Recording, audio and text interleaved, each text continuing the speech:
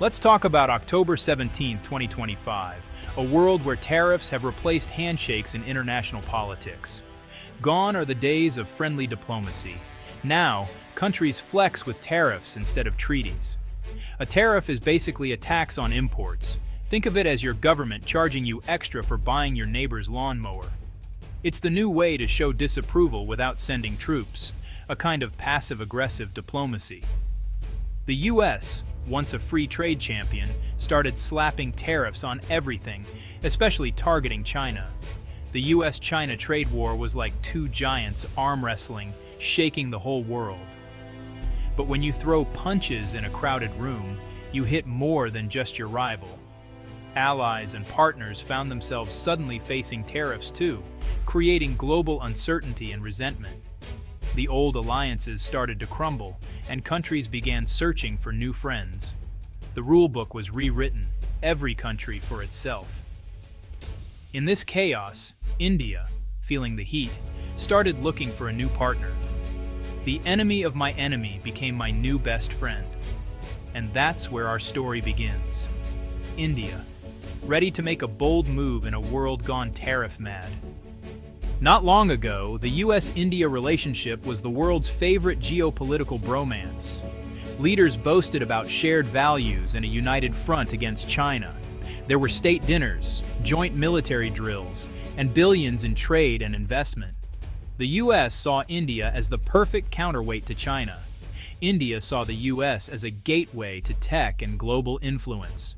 Together, they formed the Quad with Japan and Australia, a club to keep China in check. But even the best friendships have cracks. The US complained about India's high tariffs and protectionism. India felt misunderstood, its development needs ignored. These small disagreements piled up, swept under the rug, until the rug tripped them both. The partnership, once built on strategic alignment, started to wobble. The question shifted from, how do we get closer, to, can we really trust each other? The stage was set for a major fallout. The bromance was about to face its toughest test yet. And the world was watching. Because when giants stumble, the ground shakes for everyone. India was balancing its rivalry with China and its partnership with the US, until Washington expanded its tariff war. Suddenly, Indian goods faced new US tariffs, from steel to agriculture. For India, it felt like a betrayal from a friend. Factories and farmers were hit hard, and the government was stunned.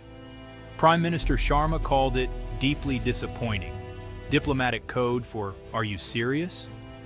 The US claimed it was protecting its industries, but India saw it as unfair punishment. Indian media exploded with outrage. Trust in America plummeted. The pro-US camp lost its voice, replaced by skepticism and anger. The question became, stick with an unpredictable partner or look elsewhere for stability? This wasn't just about trade anymore. It was about respect and India's place in the world. Washington's move pushed India to a crossroads, and India was ready to choose a new path. With the US turning cold, India did the unthinkable. It reached out to China. Decades of rivalry and border clashes were set aside for quiet, high-level talks. Both nations were targets of US tariffs and felt sidelined by the Western order. Shared frustration became the glue for a new relationship. The breakthrough, a comprehensive strategic and economic pact announced in Beijing.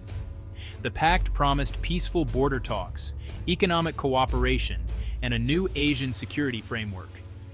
It was a direct challenge to US dominance in the region.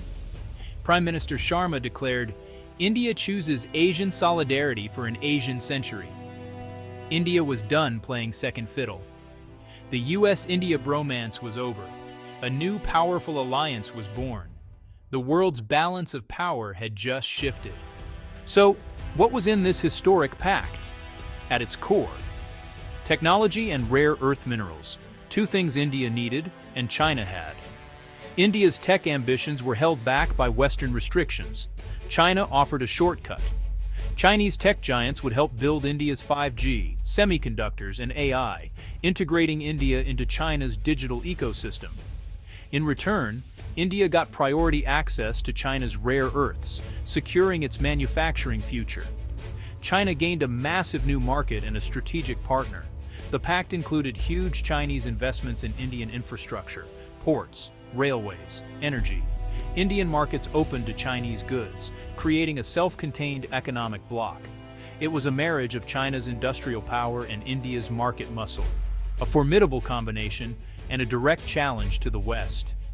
The deal was more than trade, it was a blueprint for a new Asian order, and the world took notice. The India-China Pact sent shockwaves through Washington and Wall Street. U.S. foreign policy had banked on India as a bulwark against China. Now that strategy was in ruins. The White House called it a betrayal. Congress threatened sanctions. Wall Street panicked. Stocks tumbled, the dollar weakened, and American companies with Indian investments faced chaos. The message was clear. America's influence had taken a major hit. The U.S. public was divided. Some blamed inconsistent foreign policy. Others accused India of betrayal. In India, the move sparked nationalist pride and celebration. Asian century trended, and headlines declared a new era. But beneath the excitement, there was anxiety about dependence on China. Critics warned of the risks of aligning with an authoritarian regime. The world had changed overnight. The U.S. was left scrambling to adapt. India was basking in its newfound power, and everyone was bracing for what came next. As the dust settled, experts agreed. This was a seismic shift in global power. Dr. Ananya Sharma called it the end of the post-Cold War era. The U.S. no longer sets the rules. A new multipolar world was emerging, with Asia at its center. Some warned of a new Cold War, the West versus a powerful Sino-Indian bloc. The world could split into rival tech, trade, and financial systems. Others saw opportunity. An Asia-led order might tackle issues the West ignored, like poverty and infrastructure. But could India and China, historic rivals, really trust each other? Their alliance was a marriage of convenience, with deep differences beneath the surface.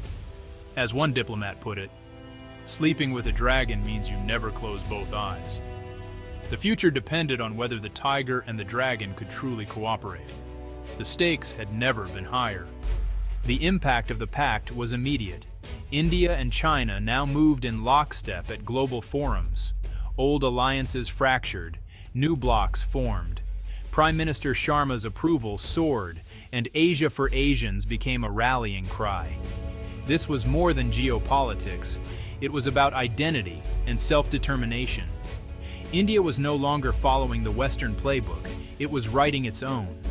The world was witnessing the birth of the Dragon-Tiger era. Two ancient civilizations shaping the future together. But the alliance was fragile.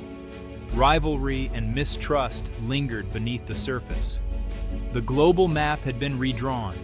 The American century was over. The Asian century had begun.